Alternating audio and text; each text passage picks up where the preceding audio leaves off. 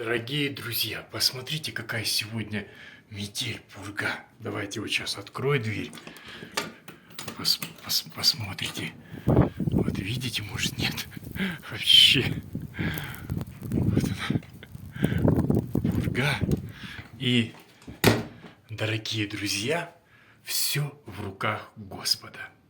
И природа под его контролем, и жизнь наша, как написано, дыхание жизни наше в руках Твоих, всемогущий Господь.